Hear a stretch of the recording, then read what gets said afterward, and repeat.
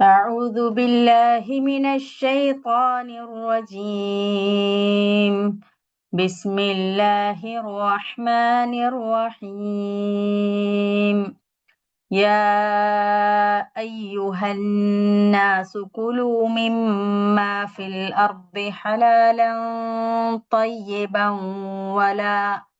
ولا تتبعوا خطوات الشيطان إنه لكم عدو مبين.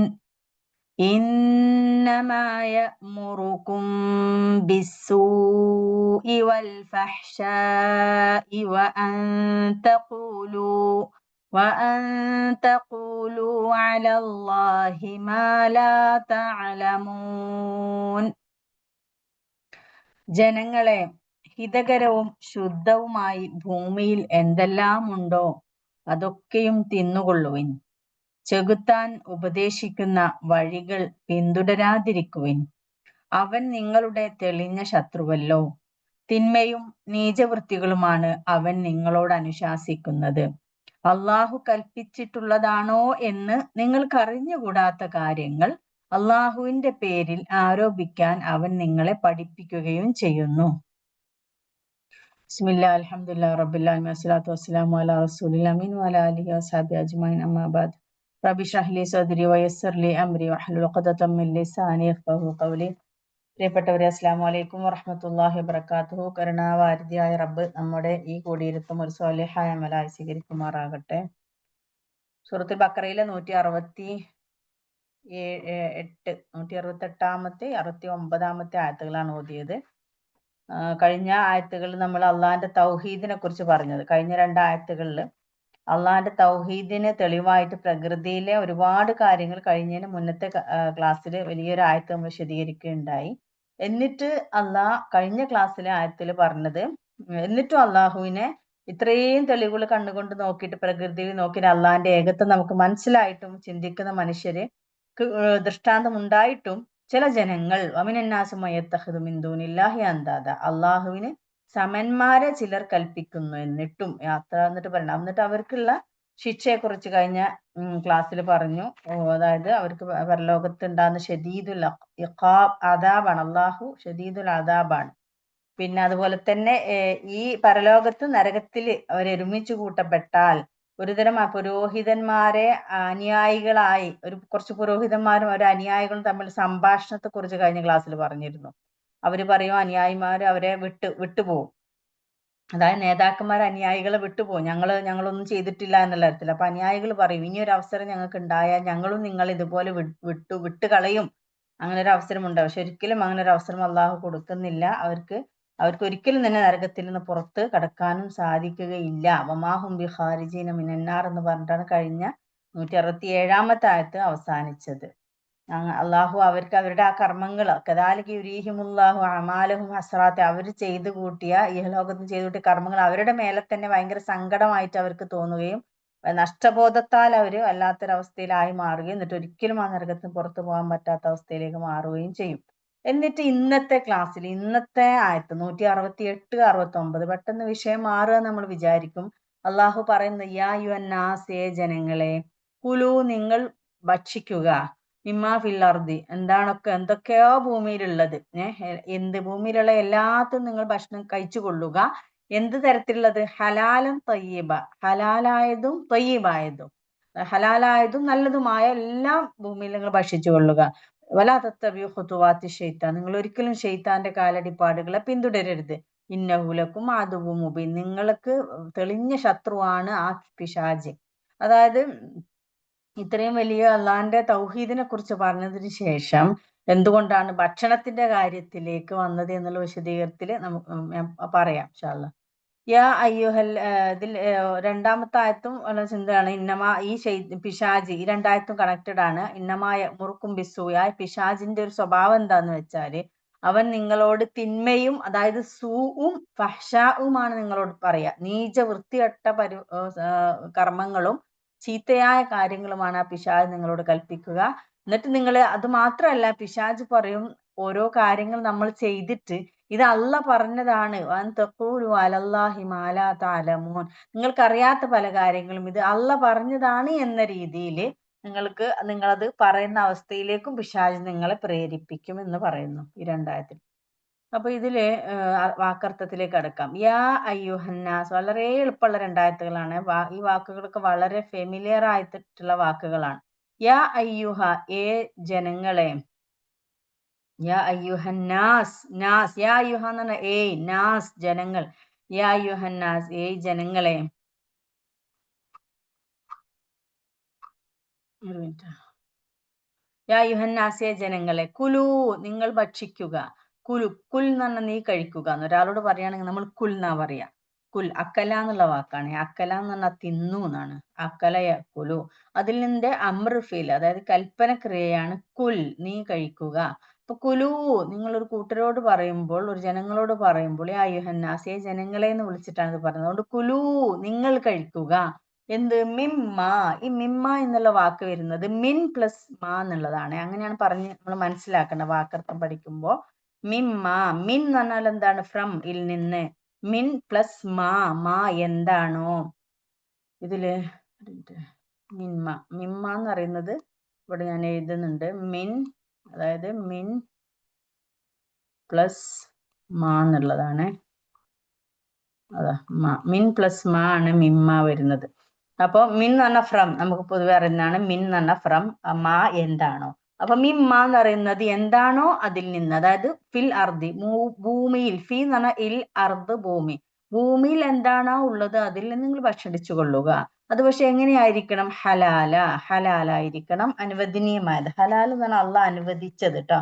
അള്ളാഹ് ഇന്ന സാധനങ്ങൾ തിന്നാം, ഇന്ന സാധനങ്ങൾ തിന്നാൻ പാടില്ല എന്നുള്ള കുറച്ച് ഗ്രൂപ്പ്സ് ഉണ്ടല്ലോ. മദ്യം, പിന്നെ എന്താണ്, പന്നിമാംസം, അങ്ങനെ ഒന്നും അള്ളാന്റെ പേരിൽ അല്ലാത്ത അറുക്കപ്പെട്ടത്, ഇതൊന്നും കഴിക്കാൻ പാടില്ല, ഹറാമാണ്. അപ്പോൾ ഹലാലായതായിരിക്കണം.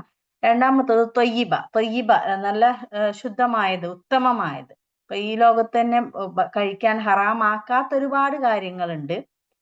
പക്ഷെ അതിൽ തന്നെ നല്ലതും അല്ലാത്ത ചീത്തയുമായ സാധനങ്ങളുണ്ട്. കഴിച്ചാല് അല്ലെ, ലൈക്ക് ഇപ്പൊ ചില ഇലകളൊക്കെ കഴിച്ചു കഴിഞ്ഞാൽ നമുക്ക് വിഷമാണ് അല്ലെ. അതൊന്നും പക്ഷെ അത് ഹറാമൊന്നും അല്ല, കഴിക്കരുത് എന്നുള്ള പറഞ്ഞ സാധനമൊന്നുമല്ല. പക്ഷെ സ്റ്റിൽ അതെന്താണ്, നമുക്ക് കഴിച്ചാൽ ഹാനികരാണ് നമ്മുടെ നമ്മുടെ ശരീരത്തിന്. അപ്പൊ അതുപോലെ തൊയ്യബായ സാധനങ്ങൾ നമ്മൾ ചൂസ് ചെയ്യണം. ഹലാലൻ തൊയ്യബ, ഉത്തമമായത്. പിന്നെ അള്ള പറയുന്നു വലാ തത്തബിയു, നിങ്ങൾ പിന്തുടരരുത്. വലാ തത്തബിയു, നിങ്ങൾ പിന്തുടരരുത്. ഹുതുവാത്തി ഷൈത്തൻ. വാ ആൻഡ് ലാ, നോ, തത്തബിയു, ഉത്തബ എത്തബിയു എന്ന് പറഞ്ഞാൽ പിൻപറ്റുക എന്നാണ്. ഇത്തബിയു, ഇത്തിബാഉ റസൂൽ എന്ന് പറയാറില്ല, റസൂലിനെ പിൻപറ്റൽ എന്നുള്ള ഇത്തിബാ എന്ന് പറയാറുണ്ട്. അത് അതിൽ നിന്ന് വരെയാണ് ഇത്തബാ എത്തബിയു. അപ്പൊ തത്തബിഉ എന്ന് പറയുമ്പോ നിങ്ങൾ പിൻപറ്റുക എന്നാണ്. തത്തബിഉ, ത നിങ്ങൾ, തബിഉ നിങ്ങൾ പിൻപറ്റുക. പക്ഷെ ഇവിടെ അതിന് മുന്നേ ലാ ഉള്ളത് കൊണ്ട് നിങ്ങൾ പിൻപറ്റരുത്. നിങ്ങളിവിടെ മനസ്സിലാക്കേണ്ടത്, എപ്പോഴും സിംഗിൾ ഒരാളോട് പറയുമ്പോൾ ഇത്തബിയ ഒറ്റ സുക്കൂനോട് അവസാനിക്കും. പക്ഷെ ഒരു കൂട്ടരോടാണ് അള്ള കൽപ്പിക്കുന്നെങ്കിൽ ഇത്തബിഊ, കുലൂ, മനസ്സിലായില്ലേ? കുലൂ നിങ്ങൾ കഴിക്കുക, തബിഊ നിങ്ങൾ പിൻപറ്റുക. അപ്പൊ വലാ തത്തബിയു, ലാമിന്റെ കൂടെ അധികം ഇതാണ് വരിക, മുദാരിഅ ഫീല വരിക. അപ്പൊ ലാ ഇത്തബിയു എന്ന് പറയില്ല, വലാ തത്തബിഊ എന്നാ പറയാ, തത്തബിഊ. അപ്പൊ വലാ തത്തബിയു നിങ്ങൾ പിൻപറ്റരുത്. ഹുതുവാത്തി ഷെയ്ത്താൻ, ഷെയ്ത്താന്റെ ഹുതുവാത്തുകൾ, കാലടിപ്പാടുകൾ. ഹുത്തുവാത്തിന്റെ സിംഗുലർ എന്താ? ഹുത്തുവാത്ത് എന്ന് പറഞ്ഞാൽ പ്ലൂരൽ ആണ്. അതിന്റെ സിംഗുലർ ഹുത്തുവത്ത്, ഹുത്തുവാത്ത് അല്ലെ. ഹുത്തുവത്ത് കാലടിപ്പാട്, അപ്പൊ ഹുത്തുവാത്ത് കാലടിപ്പാടുകൾ. ഇതിന്റെ ഹുത്തുവത്തിന് ഞാനൊന്ന് നോക്കിയിട്ട് പറയട്ടെ, ഡൗട്ട് ഉണ്ട്. അതെ, ഹുത്തുവത്താണോ ഹത്തി, നോക്കിയിട്ട് പറയാം. ഹുത്തുവത്താണോ ഹുത്തുവാത്തിന്റെ സിംഗുലർ.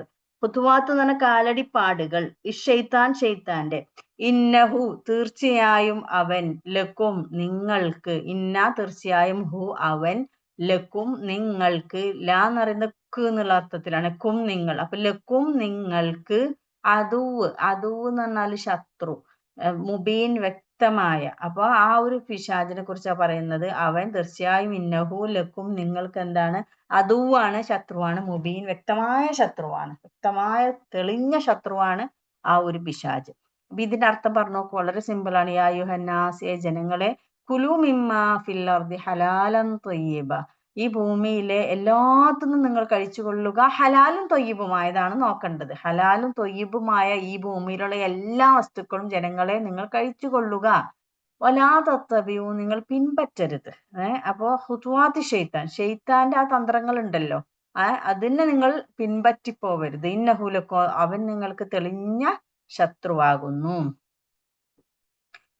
ഞാൻ അടുത്ത ആയത്ത് കൂടി പറയാം. ഇന്നമാ, തീർച്ചയായും, യഅ്മുറുക്കും, അതായത് രണ്ടാമത് പറയുന്നത് തിന്മയും നീചവൃത്തികളുമാണ് അവൻ നിങ്ങളോട് അനുശാസിക്കുന്നത്. ആര്? പിശാച്. അതായത് അള്ളാഹു കൽപ്പിച്ചിട്ടുള്ളതാണോ എന്ന് നിങ്ങൾക്ക് അറിഞ്ഞുകൂടാത്ത കാര്യങ്ങൾ, അതായത് ചില കാര്യങ്ങൾ നമുക്ക് ഉറപ്പില്ല അള്ളാഹ് പറഞ്ഞതാണോ അല്ലയോ എന്നുള്ളത്. പക്ഷെ അങ്ങനെ അറിയാത്ത കാര്യങ്ങൾ അള്ളാഹിന്റെ പേരിൽ ആരോപിക്കാൻ വേണ്ടിയിട്ട് അവൻ നിങ്ങളെ പഠിപ്പിക്കുകയും ചെയ്യുന്നു. അതായത് നിന്റെ വാക്കർത്ഥം ഇന്നമാ, തീർച്ചയായും, യഅ്മുറു, അമറ യഅ്മുറു ട്ടോ. അമ്രുഫീൽ എന്ന് പറയാറില്ലേ? അമ്രുഫീൽ എന്ന് പറഞ്ഞാൽ എന്താ? കൽപ്പനക്രിയ. അത് ഈ വാക്കിന്ന് വരുന്നതാ. അമറ, കൽപ്പിച്ചു. യഅ്മുറു, കൽപ്പിക്കുന്നു. അതിന് മുതാരി. യഅ്മുറുക്കും, നിങ്ങളെ അവൻ കൽപ്പിക്കുന്നു. യഅ്മുറു, യാ എന്നുള്ളതില് ഓൾറെഡി ഹിഡൻ ആണ് അവൻ എന്നുള്ളത് ട്ടോ. യഅ്മുറുക്കും, അവൻ കൽപ്പിക്കുന്നു. കും, നിങ്ങളെ. ബി, കൊണ്ട്. സൂ, തിന്മ, ചീത്ത. ചീത്ത കൊണ്ട് അവൻ നിങ്ങളെ അനുശാസിക്കും, അല്ലെങ്കിൽ നിങ്ങളെ കൽപ്പിക്കുന്നു. വ, ആൻഡ് അൽ ഫഹ്ഷ, മ്ലേച്ഛ പ്രവർത്തികൾ. ഫഹ്ഷ എന്ന് പറഞ്ഞാൽ ഈ വൃത്തികെട്ട പരിപാടികൾക്കാണ് ഈ ഫഹ്ഷ എന്നുള്ള വാക്ക് ഉപയോഗിക്കുക. മ്ലേച്ഛത, അത് ഞാൻ എന്താ വിശദീകരണത്തിൽ പറഞ്ഞുതരാം. എന്താണ് ഈ സൂവും ഫഹ്ഷാവും തമ്മിലുള്ള വ്യത്യാസം എന്നുള്ളത്. ഫഹ്ഷ എന്ന് പറയുന്നത് നമ്മളൊരു മനുഷ്യന് ഉളുപ്പില്ലാതൊക്കെ ചെയ്യുന്ന പ്രവർത്തികൾക്ക് ഫഹ്ഷ എന്ന് പറയുന്നത്. നമുക്ക് തന്നെ ആ ഒരു പ്രവൃത്തിനെ പറ്റി ആലോചിക്കുമ്പോൾ തന്നെ നമുക്ക് അറപ്പും വെറുപ്പും ഉണ്ടാക്കുന്ന തരം പ്രവൃത്തികൾ. സൂ എന്ന് പറഞ്ഞാൽ സാധാരണ തിന്മകൾ. അപ്പൊ വ അൻ തഖൂലു, വ ആൻഡ് എന്ത് പറയുന്നു? അൻ തഖൂൽ, അവൻ നിങ്ങളെ പ്രേരിപ്പിക്കുന്ന എന്തിനാണ്? യഅ്മുറുക്കു, നിങ്ങളെ കൽപ്പിക്കുന്ന. അൻ തഖൂലു, ഖാല യഖൂലു അല്ലെ? ഖൗല് എന്നുള്ള വാക്കിൽ നിന്ന് വരുന്ന തഖൂലു, നിങ്ങൾ പറയാൻ. അൻ എന്നുള്ളത് ആൻ എന്നുള്ളതാണ്. അൻ തഖൂലു, നിങ്ങൾ പറയാൻ. എന്ത്? അലല്ലാഹി, അല ഓൺ, അല്ലാഹ് അലല്ലാഹി, അള്ളാഹുവിന്റെ മേൽ, അള്ളാഹുവിന്മേൽ. എന്ത്? മാ, എന്താണോ, ലാ തഅലമൂൻ, നിങ്ങൾക്കറിയാത്തത് എന്താണോ. അതായത് പിന്നെ ഈ ശൈത്താൻ യഅ്മുറുക്കും, നിങ്ങളെ പ്രേരിപ്പിക്കുന്നത് രണ്ട് കാര്യത്തിനാണ്. ഒന്ന് സൂവും ഫഹ്ഷാവും ചെയ്യാൻ. പിന്നെ രണ്ടാമത് പറഞ്ഞു നിങ്ങൾക്ക് അറിയാത്ത കാര്യങ്ങളെ അള്ളാന്റെ മേലെ വെച്ച് പറയും. ഇത് അള്ളാഹ് പറഞ്ഞതാണ് എന്ന് പറഞ്ഞിട്ട് നമുക്കറിയ പോലും ഇല്ലാത്ത കാര്യങ്ങളെ അള്ളാന്റെ മേലെ കെട്ടിവെക്കുക എന്നുള്ളതാണ് രണ്ടാമത് പിശാച് പ്രേരിപ്പിക്കുന്ന രണ്ട് പ്രവർത്തികൾ.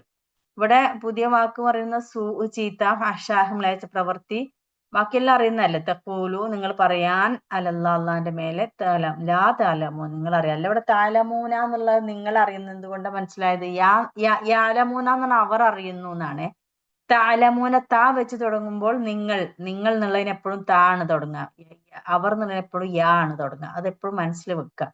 പിന്നെ അവസാനം വാവും നൂനും ഉണ്ടെങ്കിൽ ഒരു കൂട്ടരായിരിക്കും, പ്ലൂറലാണ് സാധനം. ഇല്ലെങ്കിലോ അത് സിംഗുലർ. തഅലമു എന്ന് പറഞ്ഞാൽ അവൾ അറിയുന്നു എന്നുള്ള ഇതുള്ളൂ. മറ്റേ യഅലമു, അവൻ അറിയുന്നു, ഒരാൾ, വാവും നൂനും ഇല്ലെങ്കിൽ.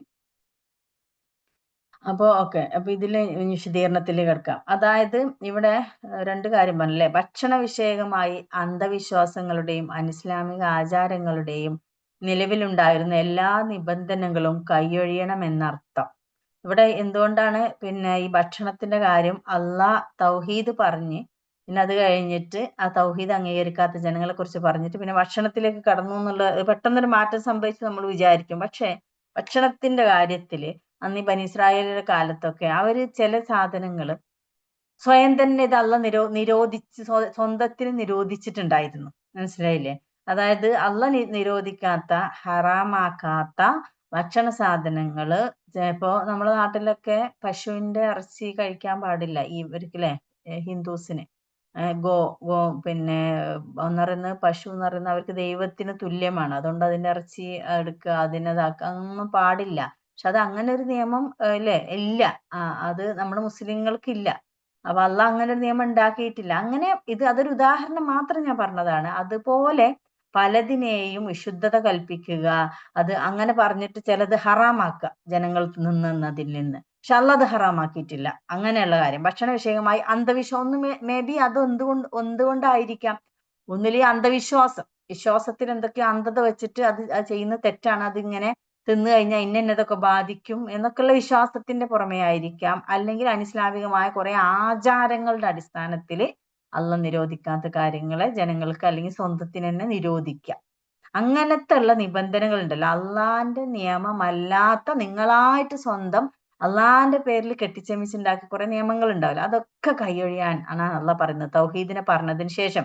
അപ്പൊ ഈ തൗഹീദില് ഇവിടെയും തൗഹീദ് വരുന്നുണ്ട്. ഞാൻ വിശദീകരണത്തിൽ ഒന്നുകൂടി വായിക്കുമ്പോൾ പറയാം. അതായത് ആ അന്ധവിശ്വാസ ജടിലമായ ആചാരങ്ങളും നിബന്ധനകളും എല്ലാം അള്ളാഹു അറിയിച്ച പ്രകാരമുള്ള മതകാര്യങ്ങളാണെന്ന് ധരിക്കുന്ന പൈശാചിക പ്രലോഭനത്തിന്റെ ഫലം മാത്രമാണ്. കാരണം യഥാർത്ഥത്തിൽ അവ ദൈവികമാണതിന് ഒരു തെളിവും ന്യായവുമില്ല. അപ്പൊ ഇവരീ പറയുന്ന സ്വന്തമായിട്ട് അന്ധവിശ്വാസത്തിന്റെ പേരിൽ ഹറാമാക്കിയ ഭക്ഷണങ്ങളൊക്കെ ഇവർ അള്ളാഹിന്റെ പേരിൽ വെച്ചിട്ടാണ് അത് പറയുന്നത്. അപ്പൊ ജനങ്ങൾ വേഗം അംഗീകരിക്കുമല്ലോ. അപ്പോ അത് ശരിക്കും ഇത് പിശാചിന്റെ ഒരു തന്ത്രമാണ് ജനങ്ങളെ വഴിതെറ്റിക്കാനുള്ള. അപ്പൊ ആ ഒരു ഇതിലാണ് ഇത് പറയുന്നത്. ഇതില് ഒന്ന് രണ്ട് കാര്യം നമ്മൾ ഭക്ഷണത്തിന്റെ വിഷയത്തിലേക്ക് പെട്ടെന്ന് തൗഹീദിൽ നിന്ന് മാറിയത് എന്ത് എന്നൊക്കെ ഉള്ള ഒന്ന് രണ്ട് കാര്യങ്ങൾ ഇതിൽ വിശദീകരണത്തിൽ ഒന്ന് വായിക്കാം. അതായത് അള്ളാഹുവിനെതിരെയായ ശക്തികളെ നേതാക്കളും ആചാര്യന്മാരുമായി ഒരു മിനിറ്റ് അതല്ല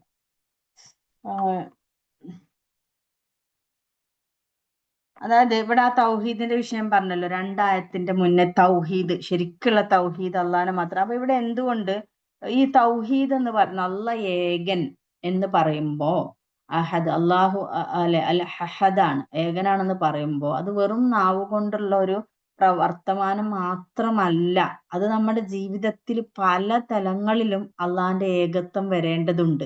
അപ്പൊ അള്ളാഹ് ഏകനാണെന്ന് പറയുമ്പോൾ അള്ളാന്റെ നിയമനിർദ്ദേശങ്ങൾ മാത്രമേ ഞാൻ പാലിക്കുള്ളൂ എന്നുകൂടി അവിടെ ഉണ്ട്. അള്ളാഹ് ഏകൻ എന്ന് പറയുമ്പോൾ അള്ളാഹ് വിധിവിലക്കുകൾ ഉണ്ടാക്കുന്നത് അള്ളാഹ് തന്നെയാണ്.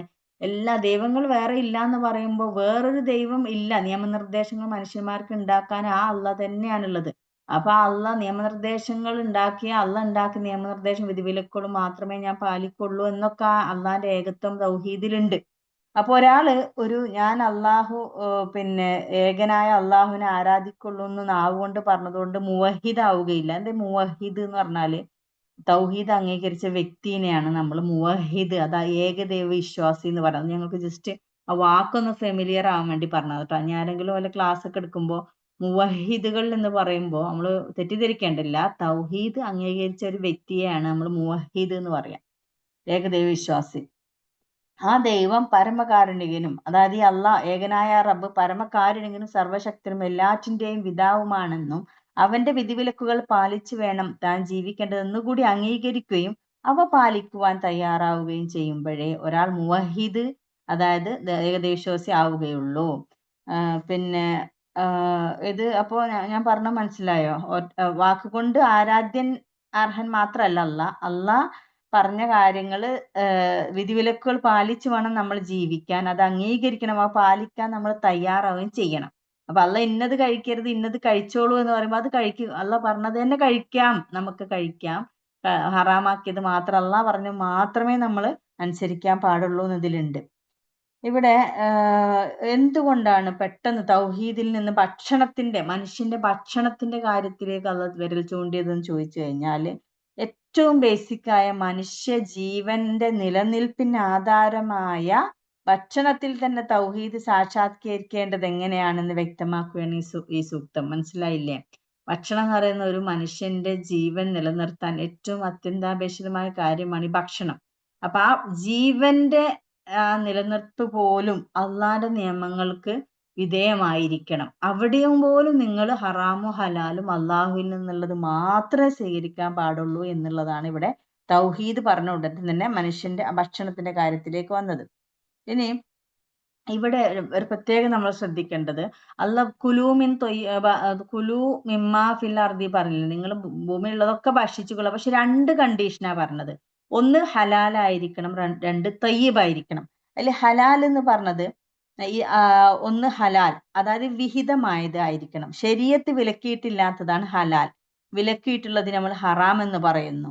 മറ്റൊരാളുടെ പിന്നുള്ളത് പിന്നെ ഇങ്ങനെയും ആവാട്ടോ. ഈ ഹറാം എന്ന് പറയുമ്പോൾ ശരീഅത്തിന്റെ അടിസ്ഥാനത്തില് പന്നിമാംസം ഇത് എന്ന് മാത്രമല്ല, ചില ഹലാലായ ഭക്ഷണങ്ങളും ഹറാമാവുന്ന അവസ്ഥ വരുന്നതുണ്ട്. അതെങ്ങനെയാന്ന് വെച്ചാല് മറ്റൊരാളുടെ ഉടമസ്ഥതയിലുള്ളത് അയാളുടെ സമ്മതമില്ലാതെ സ്വന്തമാക്കിയത്, അത് ഹറാമാണ്. കാരണം ഭക്ഷണം ഇറ്റ്സെൽഫ് അത് ഹലാലാണെങ്കിലും പക്ഷെ അത് മോഷ്ടിച്ചോ തട്ടിപ്പറിച്ചോ കൈവശപ്പെടുത്തിയ എന്ത് ഭക്ഷണമാണെങ്കിലും അത് ഹറാമാണ്. നമുക്ക് വിഹിതമായതല്ല. അത് നമ്മൾക്ക് അർഹതപ്പെട്ട സാധനമല്ല. അതുകൊണ്ട് അത് ഭക്ഷിക്കുന്ന ഹറാമാണ്. പലിശയിലൂടെയോ ചൂഷണത്തിലൂടെയോ വഞ്ചനയിലൂടെയോ നേടിയെടുത്തത് ഭക്ഷിക്കരുത് എന്നും ഖുർആൻ സുന്നത്ത് കൽപ്പിച്ചിട്ടുള്ള പദാർത്ഥം. അതായത് ഈ ഖുർആനും സുന്നത്തും കൽപ്പിച്ചിട്ടുള്ള പദാർത്ഥങ്ങൾ പന്നിമാംസം, മദ്യം എന്നതിലുപരി ഇത്തരത്തിലുള്ള കാര്യങ്ങളും വഞ്ചനയിലൂടെ ഒക്കെ നേടിയെടുത്തതും ഹറാമാണ് എന്നാണ് ഇവിടെ പറയുന്നത്. അപ്പൊ ഹലാൽ എന്നതിൽ അങ്ങനെയൊന്നും അല്ലാത്ത ഭക്ഷണമായിരിക്കണം. ഹറാമായ വിഭവങ്ങൾ വിഹിതമായ വിഭവങ്ങൾ ഭുജിക്കുന്നതിന് പ്രാധാന്യം അവിഹിത വിഭവങ്ങൾ ഭുജിക്കുന്നതിന്റെ ഗർഹണീയതയും വ്യക്തമാക്കുന്ന ഒരു ഹദീസ് ഇങ്ങനെയാണ്. അതായത് ഒരിക്കൽ ഈ സൂക്തം, അതായത് ഈ ഹലാലിന്റെ ഹറാമിന്റെ സൂക്തം പ്രവാചക സദസ്സിൽ പാരായണം ചെയ്യപ്പെട്ടപ്പോൾ പ്രവാചക ശിഷ്യൻ സഅദ് ഇബ്നു അബീ വഖാസ് എഴുന്നേറ്റ് നിന്ന് അപേക്ഷിച്ചു, ദൈവദൂതരെ, എന്നെ പ്രാർത്ഥനകൾ സ്വീകരിക്കുന്നവരുടെ കൂട്ടത്തിൽ ഉൾപ്പെടുത്തുവാൻ അങ്ങ് പ്രാർത്ഥിക്കണം. തിരുമേനി പറഞ്ഞു, സഅദേ, നിങ്ങളുടെ ഭക്ഷണം ശുദ്ധമായതാവുക, നിങ്ങൾ പ്രാർത്ഥനകൾ സ്വീകരിക്കപ്പെടുന്നവനാകും. മുഹമ്മദിന്റെ ആത്മാവ് ആരുടെ ഹസ്തത്തിലാണോ അവനാണ് തന്റെ ഉദരത്തിലേക്ക് നിഷിദ്ധമായ ഒരു പിടി ഭക്ഷണം എറിയുന്നവനുണ്ടല്ലോ, 40 നാളത്തേക്ക് അള്ളാഹു അവന്റെ പ്രാർത്ഥന സ്വീകരിക്കുകയില്ല. അതായത് ഒരു ദേവദാസന്റെ ശരീരത്തിൽ ഒരു തുണ്ടു മാംസം നിഷിദ്ധ ധനത്തിൽ നിന്നോ പലിശയിൽ നിന്നോ വളർന്നതാണെങ്കിൽ അയാൾ നരകത്തിന്റെ പ്രഥമാവകാശികളിൽ പെട്ടവനായിത്തീരുന്നു. അധ്വാനിച്ച് നേടിയതും കൃഷിയിലൂടെയോ കച്ചവടത്തിലൂടെയോ സമ്പാദിച്ചതും ദാനധർമ്മങ്ങളിലൂടെയോ അനന്തരാവകാശത്തിലൂടെയോ സ്വന്തമായതുമെല്ലാം ഹലാലായ വിഭവങ്ങളാണ്. ഒരു പദാർത്ഥം ഭക്ഷ്യയോഗ്യമാകുന്നതിനുള്ള അതായത് ഇവിടെ പറഞ്ഞ മനസ്സിലായില്ലേ? ഇപ്പൊ ഒരാള് ഞാൻ നേരത്തെ പറഞ്ഞ പോലെ ഹറാമായ സാധനങ്ങൾ കഴിച്ചു കഴിഞ്ഞാൽ 40 ദിവസത്തോളം അയാളുടെ പ്രാർത്ഥന അള്ളാഹു സ്വീകരിക്കുകയില്ല എന്നുള്ളതാണ്. അപ്പൊ ഈ ഹറാമു ഹലാല് കഴിക്കുക എന്നുള്ളത് എത്രമാത്രം പ്രാധാന്യമുള്ളതാണ് എന്നുള്ളതാണ് ഇതിന്റെ ഈ ആയത്ത് പറയണത്. അതായത് സാധാരണ നമ്മൾ ഈ പന്നിമാംസം നമ്മൾ കഴിക്കാൻ പോകില്ല. പക്ഷെ നമുക്ക് ഹലാലായ ഭക്ഷണം തന്നെ ഹറാമാവുന്ന അവസ്ഥയാണ് ഞാൻ പറഞ്ഞത്. പലിശ ഇതുപോലെയുള്ള എന്തെങ്കിലുമൊക്കെ ആയിട്ടുള്ള ആ പണം കൊണ്ട് നേടുന്ന ഭക്ഷണ സാധനങ്ങൾ ഹറാമ് തന്നെയാണെന്നാണ് നമുക്ക് ഇതിലൂടെ മനസ്സിലാവുന്ന ഒരു കാര്യം. ഇനി രണ്ടാമത് പറഞ്ഞത് ത്വയ്യിബായ ഭക്ഷണം. ത്വയ്യിബ്, ഹലാലം ത്വയ്യിബ.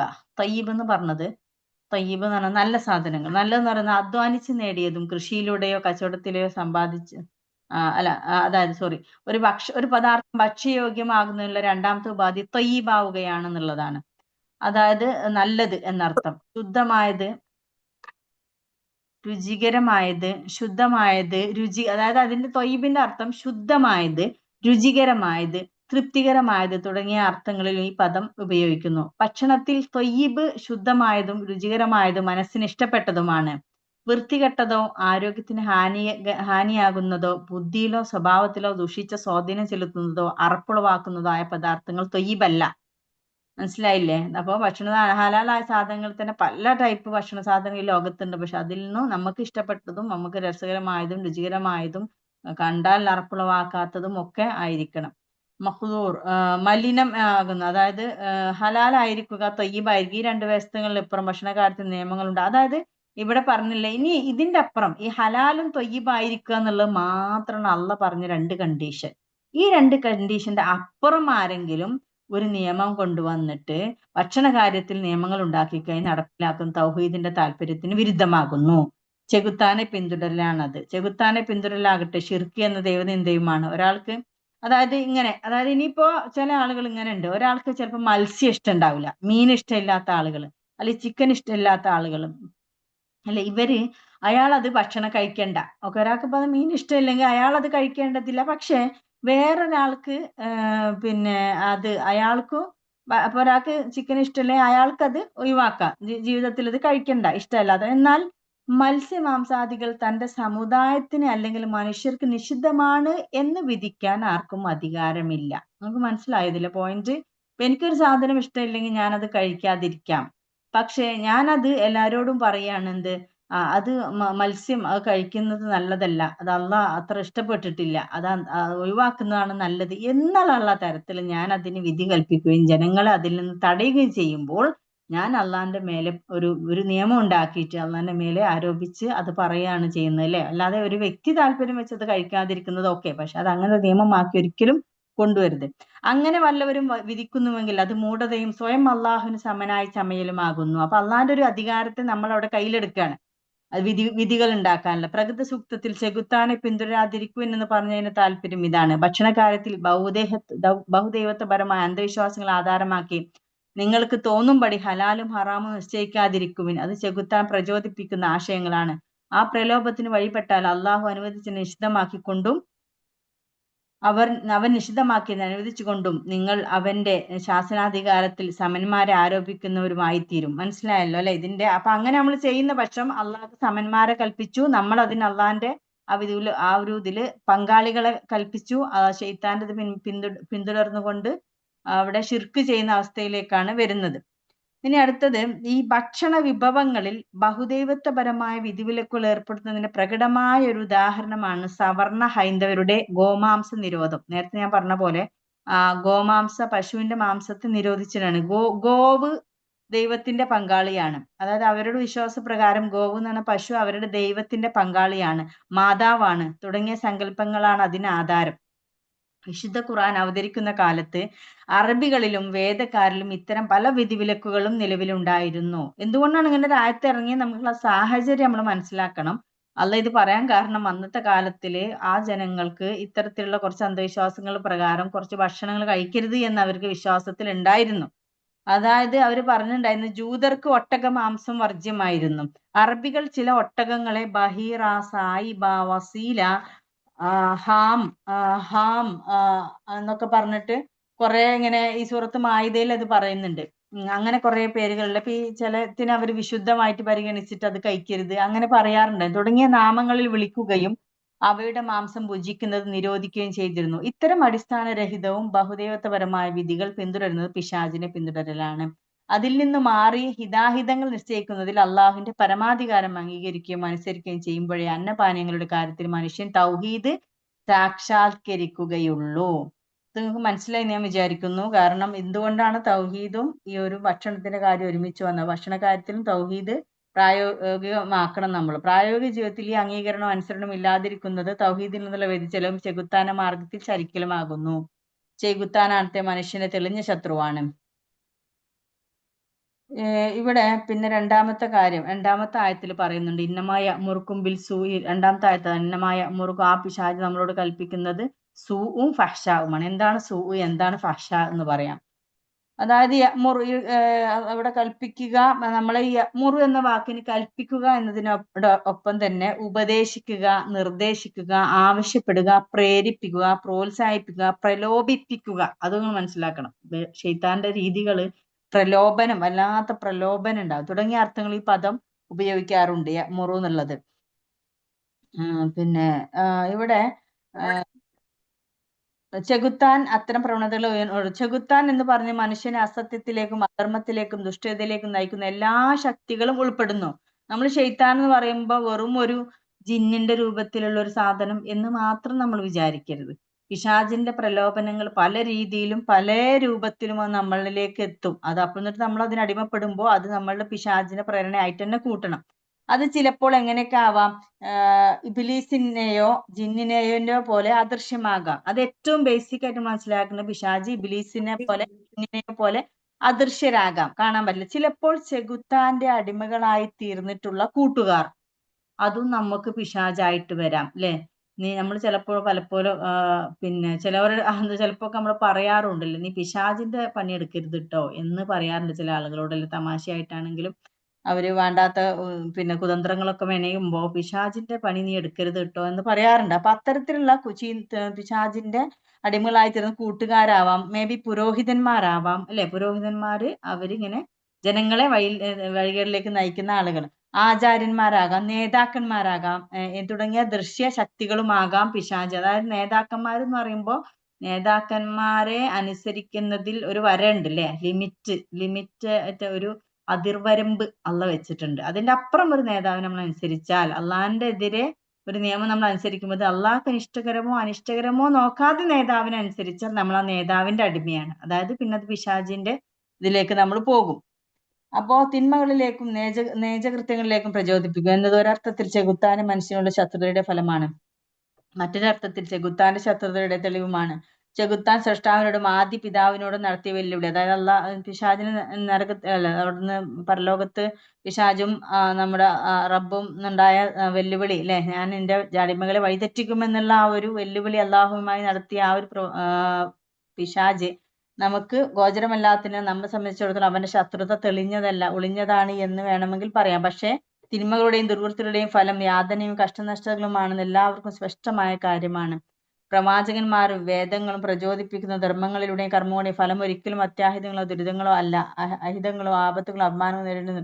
ഇതില് പിന്നുള്ളത് സൂ എന്ന് പറഞ്ഞത് എന്താണെന്നറിയോ? സൂ എന്ന് പറയുന്നത് അറബി ഭാഷയിൽ വിശാലമായ അർത്ഥമുള്ള ഒരു ഇതാണ്. തെറ്റുകുറ്റങ്ങൾ ചെയ്യുന്നതിന് സൂ ചെയ്യുക എന്ന് പറയാറുണ്ട്. തെറ്റൊക്കെ ചെയ്യുന്നതിന് ഈ ആശയങ്ങളെല്ലാം ഉൾക്കൊള്ളുന്ന പദം എന്ന നിലക്കാണ് തിന്മ എന്ന് പറയുന്നത്. തിന്മ എന്ന് പറയുന്നത് എല്ലാ തരത്തിലുള്ളതും പെടും കേട്ടോ. അതായത് അസഭ്യം, ആഭാസം, വഷളത്തരം, അല്ല സൂ എന്നുള്ളതിന് ഈ തെറ്റുകുറ്റങ്ങൾ എന്ന് പറയുന്നത്, അതായത് ഓർമ്മ കുറവുകൊണ്ടുണ്ടാകുന്ന തെറ്റ്, ദൗർഭാഗ്യം, സൂഉൽ ഹത്ത്, സൂഉൽ ഹിഫ്ദ്, ഓർമ്മത്തെറ്റ്, ഓർമ്മക്കുറവ് എന്നീ അർത്ഥങ്ങൾ. ശാരീരികമായ കോട്ടങ്ങൾ ഉണ്ടാക്കുന്നതിന്, ലക്ഷ്യം ബാധിക്കുന്നതിന് സൂ ഉപയോഗിക്കാറുണ്ട്. തെറ്റുകുറ്റങ്ങൾ ചെയ്യുന്നതിന് സൂ ചെയ്യുക എന്ന് പറയാറുണ്ട്. സാധാരണ നമ്മുടെ ജീവിതത്തിൽ ഉണ്ടാകുന്ന പൊതുവെയുള്ള തെറ്റുകളൊക്കെ സൂ എന്നതിലാണ് പെടുന്നത്. പിന്നെ ഫഹ്ഷാ എന്ന് പറയുന്നതാണ് അസഭ്യം, ആഭാസം.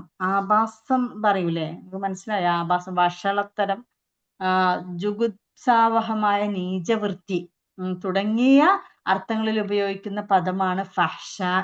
ഈ ഫഹ്ഷാ എന്ന് പറയുന്നതിന്റെ ഉദാഹരണം പറയുന്നത് എന്താ വെച്ചാൽ വ്യഭിചാരം, സ്വവർഗഭോഗം, നഗ്നമായി തവാഫ് ചെയ്യൽ. പ്രവാചകന്റെ കാലത്തില്ലേ അങ്ങനെ ഉണ്ടായിരുന്നല്ലോ, കാബയ്ക്ക് ചുറ്റും നഗ്നമായി കുറെ വിഗ്രഹങ്ങളൊക്കെ വെച്ചുള്ള തവാഫ് ചെയ്യൽ എന്ന് പോലുള്ള ദുരാചാരങ്ങളെ സൂചിപ്പിക്കാൻ ഖുർആൻ ചില സ്ഥലങ്ങളിൽ ഈ ഫഹ്ഷാ ഉപയോഗിച്ചിട്ടുണ്ട്. അപ്പൊ ഇവിടെ സൂവും ഫഹ്ഷാഹും ഒരുമിച്ച് ഉപയോഗിച്ചതിന്റെ അർത്ഥം എന്താ വെച്ചാൽ ചെറുതും വലുതുമായ എല്ലാ ദുഷ്കർമ്മങ്ങൾക്കും പുറമെ സാമ്പത്തികവും ശാരീരികവും ബുദ്ധിപരമായ സകല കുറ്റങ്ങളും ഇതിൽ പെടുന്നുണ്ട്. ഈ പിശാചിന്റെ പ്രേരണ കൊണ്ട് തന്നെയാണ് എല്ലാ തെറ്റുകളും നമ്മളോട് ചെയ്തു പോകുന്നത്. ഈ സൂവും ഫഹ്ഷാ എന്ന ജീവിതത്തിലെ ഏറ്റവും ലോവസ്റ്റ് തെറ്റ് മുതൽ ഏറ്റവും ഹയസ്റ്റ് സ്വവർഗരതി വരെ അടങ്ങുന്ന എല്ലാ തെറ്റുകളും അതിൽ ഉൾപ്പെട്ടു എന്ന് പറയുന്നത്. ഇപ്പൊ നമുക്ക് തന്നെ അറിയാം, സോഷ്യൽ മീഡിയയിലൊക്കെ ഉള്ള ചില സ്ത്രീകളുടെയൊക്കെ ഇടപെടലുകൾ കാണുമ്പോൾ നമുക്ക് തന്നെ അറപ്പും വെറുപ്പും, ഒരു സ്ത്രീ എന്ന നിലയിൽ നമുക്ക് അതിനോട് വല്ലാത്തൊരു വെറുപ്പ് തോന്നും. പഠിച്ചവനെ, നമ്മളല്ല അത് ചെയ്യുന്നത്, നമ്മളൊരു വ്യക്തിയല്ല അത് ചെയ്യുന്നത് ആ തെറ്റ്. പക്ഷെ മറ്റുള്ളവർ ആ സ്ത്രീ അത് ചെയ്യുന്നത് കാണുമ്പോൾ തന്നെ നമുക്ക് തൊലി ഇരിഞ്ഞു പോകുന്ന തരത്തിലുള്ള ഒരു അറപ്പും വെറുപ്പും നമുക്ക് ഉണ്ടാകുന്നത് ആ ഒരു പ്രവൃത്തിയുടെ മ്ലേച്ഛത കൊണ്ടാണ്. മറ്റു പുരുഷന്മാരെ അട്രാക്ട് ചെയ്യുന്ന തരത്തിലുള്ള അവരുടെ ആ ചേഷ്ടകൾ കാണുമ്പോൾ നമുക്ക് വല്ലാത്തൊരു ഇത് തോന്നും. അപ്പൊ അത്തരത്തിലുള്ളതിനൊക്കെ ഫഹ്ഷാ എന്നാ പറയാ, ഒരു അറപ്പോട് കൂടി നമുക്ക് കാണാൻ പറ്റുന്നത്. പിന്നെ ഇവിടെ വിഗ്രഹം പ്രവാചകന്മാരുടെയും ഈ വിഗ്രഹം ഭഗവാനാണ്. അപ്പൊ തഖൂലും അലല്ലാഹി മാലാ തഅലമുന്ന, പിന്നെ ലാസ്റ്റ് പിശാച് നമ്മളെ കൊണ്ട് ചെയ്യിക്കുന്ന ഒരു ദുർവൃത്തി. സൂവും ഫഹ്ഷാവും ചെയ്യിക്കുന്നതിന് പുറമെ തഖൂലു അലല്ലാഹി മാലാ തഅലമൂൻ, നിങ്ങൾക്ക് അറിയാത്ത കാര്യങ്ങൾ അള്ളാന്റെ മേലെ പറയുന്നതാണ് അടുത്ത ഒരു തെറ്റ്. അവിടെ പറയുന്നത്, അതായത് അള്ളാഹുവിനെ കുറിച്ച് മനുഷ്യനെ നേരിട്ടറിയുന്ന രണ്ട് മാധ്യമങ്ങളേ ഉള്ളൂ, പ്രവാചകനും വേദങ്ങളും. അല്ലെ, അള്ളാഹ് ഇന്ന കാര്യം പറഞ്ഞിട്ടുണ്ട് എന്ന് നമുക്ക് വ്യക്തമായി പറയാനും റെഫറൻസിനുള്ള രണ്ട് കാര്യങ്ങൾ എന്താ? ഒന്ന് നമ്മളെ ഖുർആനും, പിന്നെ രണ്ടാമത് ഹദീസ്. അതായത് പ്രവാചകൻ വഴി നമുക്ക് ഖുർആനും പ്രവാചകന്മാരും, ഇത് രണ്ടുമാണ്. അപ്പൊ ഈ രണ്ടുമല്ലാത്ത എന്തെങ്കിലും അവ നേരിട്ട് പ്രസ്താവിക്കുന്നതോ അവയുടെ പ്രസ്താവനകൾ ധ്വനിപ്പിക്കുന്നതോ അല്ലാതെ അള്ളാഹുവിനെ സംബന്ധിച്ച് യാതൊന്നും മനുഷ്യന് അറിഞ്ഞുകൂടാ. ഇതല്ലാത്ത ഒന്നും നമുക്ക് അള്ളാന്റെ മേലെ പറയാൻ പാടില്ല. ഖുർആനിലുണ്ടെങ്കിൽ ഓക്കെ അള്ളാഹ് പറഞ്ഞിട്ടുണ്ട് എന്ന് പറയാം, അല്ലെങ്കിൽ ഹദീസിലുണ്ടെങ്കിൽ നമുക്ക് അള്ളാഹ് പറഞ്ഞിട്ടുണ്ട് എന്ന് പറയാം, അല്ലെ, റസൂൽ വഴി അള്ളാഹ് അറിയിച്ചു തന്ന കാര്യം. പക്ഷെ അല്ലാത്ത ഒന്നും തന്നെ അള്ളാഹിന്റെ മേലെ പറഞ്ഞുകൂടാ. അതുകൊണ്ട് ദൈവത്തെക്കുറിച്ച് പ്രവാചകന്മാരുടെയും വേദങ്ങളുടെയും അധ്യാപനങ്ങൾക്ക് നിരക്കാത്ത കാര്യങ്ങൾ പറയുന്നത് അറിഞ്ഞുകൂടാത്ത കാര്യങ്ങൾ പറയലാകുന്നു. അത് പുരോഹിതന്മാരോ ആചാര്യന്മാരോ നേതാക്കളോ ആര് പഠിപ്പിച്ചതായാലും ശരി. അതായത് ഒരു ഉദാഹരണമായിട്ട്, ദൈവത്തിന് സഹപ്രവർത്തകരോ പങ്കാളികളോ ഇല്ല എന്നത് അനിഷേധ്യമായ വേദാധ്യാപനമാകുന്നു. അതിന് വിരുദ്ധമായി ഇന്ന വിഗ്രഹം ഭഗവാനാണ്. ഇപ്പൊ ചില ഹിന്ദുക്കളൊക്കെ പറയുന്ന ഇന്ന വിഗ്രഹം ഭഗവാൻ ദൈവമാണ് എന്ന് പറയുന്നിടത്ത് തന്നെ ഖുറാനിൽ പറയാത്തൊരു കാര്യമാണ് അവിടെ അതിനെ ദൈവമാക്കിയത്. അല്ലെങ്കിൽ ഇന്ന വിഗ്രഹത്തിൽ ഭഗവത് ചൈതന്യം കൂടിയിരിക്കുന്നു എന്ന് പറയുക, ഇന്ന പുണ്യാത്മാക്കൾക്ക് അല്ലെങ്കിൽ ദേവീദേവന്മാർക്ക് ദൈവത്തിന്റെ ശക്തികളും അധികാരങ്ങളും പങ്കുണ്ട് എന്ന് വാദിക്കുക. പ്രവാചകനും വേദവും പറഞ്ഞിട്ടില്ലെങ്കിലും ഇന്ന കാര്യങ്ങൾ ദൈവനിഷിദ്ധവും ഇന്ന കാര്യങ്ങൾ അനുവദനീയവുമാക്കിയിരിക്കുന്നു എന്ന് സ്വയം നിശ്ചയിക്കുക.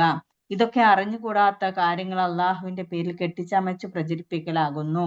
ഇവിടെ നമ്മൾ ശ്രദ്ധിക്കേണ്ട ഒരു കാര്യം, നമ്മൾ ഇപ്പൊ പൊതുവെ വിഗ്രഹങ്ങൾ കാര്യങ്ങളൊന്നും നമ്മൾ അങ്ങനെ പറയാറൊന്നും ഉണ്ടാവില്ല. നമുക്കത് അറിയോ ഇല്ല എന്ന് പറഞ്ഞിട്ടില്ല, ഖുറാനിൽ അങ്ങനെ ഒന്നും പറഞ്ഞിട്ടില്ല എന്നുള്ള. പക്ഷെ നമ്മൾ പൊതുവെ ഉണ്ടാകുന്ന നമുക്ക് പറ്റുന്ന തെറ്റ് എന്ന് പറയുന്നത്, പിന്നെ നമ്മള് അള്ളാനെ പറ്റി അള്ള നിഷിദ്ധമാണ് എന്ന് പറഞ്ഞ കാര്യങ്ങള്, പിന്നെ ചില കാര്യങ്ങള് അള്ള പറഞ്ഞിട്ടുണ്ട് അത് തെറ്റാണ് എന്നുള്ളതില് നമ്മള് ഇപ്പൊ പറയുമ്പോ വളരെയധികം ശ്രദ്ധിക്കണം. ശരിയായ രീതിയിൽ ഇപ്പൊ ബിദ്അത്തുകള്, സമൂഹത്തിൽ ബിദ്അത്തുകൾ, ചില ഹദീസുകൾ അല്ലേ, അത് ഓതന്റിക്കാന്ന് പോലും അറിയാതെ ദഈഫായ വീക്കായ ഹദീസുകളൊക്കെ നമ്മൾ പ്രചരിപ്പിക്കുക. അതിന്റെ ഒതന്റിസിറ്റി ചെക്ക് ചെയ്യണം എന്ന് പറയുന്നത് ഇതിന്റെ അടിസ്ഥാനത്തിലാണ്. നമ്മൾ അള്ളാന്റെ പേരില് നമുക്കറിയാത്ത കാര്യങ്ങൾ പ്രചരിപ്പിക്കുമ്പോൾ, ഹദീസാണെങ്കിലും അതിന് ഓതന്റിസിറ്റി അറിയാതെ പ്രചരിപ്പിക്കപ്പെടുമ്പോൾ ജനങ്ങളിലേക്ക് തെറ്റായ ഒരു മെസ്സേജാണ് കൊടുക്കുന്നത് അല്ലേ. അപ്പൊ അതൊക്കെ ഭയങ്കര ഗുരുതരമായ കാര്യങ്ങൾ, അള്ളാന്റെ മേലെ അറിഞ്ഞുകൂടാത്ത കാര്യങ്ങൾ നമ്മൾ പറയുകയാണ്. അപ്പൊ അത് അങ്ങനെ ഒന്നും ഇല്ലെങ്കിൽ, അങ്ങനെ ഒരു ഹദീസ് ഇല്ലെങ്കിൽ എന്തായിരിക്കും നമ്മൾ ചെയ്യുന്ന തെറ്റ് ആലോചിച്ച് നോക്കൂ. ആത്മീയ ജ്ഞാനത്തിന്റെയും ഭക്തി പാരവശ്യത്തിന്റെയും താല്പര്യം എന്നാണ് പലരും ഇങ്ങനെ ദൈവത്തിന്റെ പേരിൽ നിയമങ്ങളും വ്യവസ്ഥകളും ചമയ്ക്കാറുള്ളത്. എന്നാൽ താൻ നിയോഗിച്ച പ്രവാചകന്മാരും താൻ അവതരിപ്പിച്ച വേദങ്ങളും നൽകിയിട്ടുള്ളത് വിരുദ്ധമായ നിയമങ്ങൾ ഉണ്ടാക്കാൻ അള്ളാഹു പുരോഹിതന്മാർക്കോ ആത്മീയാചാര്യന്മാർക്കോ സിദ്ധന്മാർക്കോ ഒന്നും അധികാരം നൽകിയിട്ടില്ല. വല്ലവരും അങ്ങനെ ചെയ്യുന്നുവെങ്കിൽ അത് ചെകുത്താന് പ്രേരണയാകുന്നു. ഇതാണ് ഈ ആയത്തിന്റെ വിശദീകരണം. ഇതിൽ നമ്മൾ ശ്രദ്ധിക്കേണ്ട ഒന്ന് രണ്ട് കാര്യം, നമ്മൾ ഈ കുട്ടികളോടൊക്കെ നമ്മൾ സംസാരിക്കുമ്പോൾ അള്ളാഹിനെ കുറിച്ച് നല്ല രീതിയിൽ സംസാരിക്കുക. അല്ല പൊതുവെ കാരുണ്യവാനായ, കരുണാവാരിധിയായ, ഗഫൂറായ, റഹീമായ, ഹലീമായ റബ്ബ്. ഖുറാനിൽ മൊത്തം അള്ളാഹിനെ പരിചയപ്പെടുത്തുന്നത് കാരുണ്യം ഉറ്റു നിൽക്കുന്നതായിട്ടാണ്. അള്ളാഹിന്റെ ഗഫൂർ, ഫൊർഗിവ്നെസ്, മഗ്ഫിറത്ത് അല്ലെ, അതാണ് അള്ളാഹിന്റെ മുഴച്ചു നിൽക്കുന്ന ക്വാളിറ്റികളിൽ പെടുന്നതാണ് റഹീമും റഹ്മാനും. ഈ മഗ്ഫിറത്തൊക്കെ തരുന്ന അള്ളാഹ് തെറ്റുകളൊക്കെ മുന്നല്ലാഹു യഗ്ഫിറു ദുനൂബ ജമിഅൻ, അള്ളാഹ് മൊത്തം തെറ്റുകളും ഒരാൾക്ക് ഒരു പക്ഷെ ഒരു നിമിഷം കൊണ്ട് പുറത്തു കൊടുത്തേക്കാം. അത്രക്കും അള്ളാഹ് തന്റെ അടിമ ഇങ്ങനെ തെറ്റ് ചെയ്ത് ഓടി വരാൻ കാത്തിക്കാണ് തൗബ ചെയ്യാൻ. അങ്ങനെയുള്ള അള്ളാഹിനെ കുറിച്ച് നമ്മൾ മക്കൾക്കൊക്കെ പരിചയപ്പെടുത്തുമ്പോൾ പൊതുവെ ഒരു ഭീകര ഒരു ഇത് പോയിട്ടാണ് നമ്മൾ പരിചയപ്പെടില്ല. ഭീകരമായിട്ടുള്ള ഒരു സ്വഭാവമുള്ള എന്തോ ഒരു ശക്തി എന്നാണ് പലപ്പോഴും കുട്ടികളിലൊക്കെ അള്ളാഹിനെ കുറിച്ച് ഈ ഉമ്മ കാരണം ഉണ്ടാവാറ്. കാരണം കുട്ടികളെ അനുസരിപ്പിക്കാൻ വേണ്ടി ഒരു ഭീകരമായ ഒരു ഇതിനെ പറഞ്ഞാല് കുട്ടികൾ എന്തോ അനുസരിക്കുള്ളൂ പേടിച്ചിട്ട്.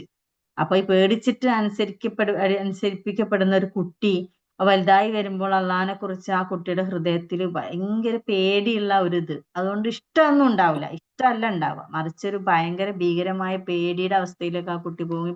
പിന്നീട് ഉമ്മാന്റെ ഒരു ഇതിൽ നിന്ന് ഫ്രീ ആയി പോകുമ്പോ അതിനെ ധിക്കരിക്കാനുള്ള ഒരു അവസ്ഥ വരും. പേടിയൊക്കെ പോകുമ്പോ ടീനേജിലൊക്കെ ആകുമ്പോ പേടിക്കേണ്ട ഒരു അവസ്ഥ പോറുമ്പോ അവർക്ക് അത് അള്ളാഹിനെ കുറിച്ചൊരു ഇഷ്ടമോ ഇസ്ലാമിനോട് ഇഷ്ടമൊന്നും ഉണ്ടാവില്ല, ഈ പേടിച്ച് കേട്ടിട്ട്.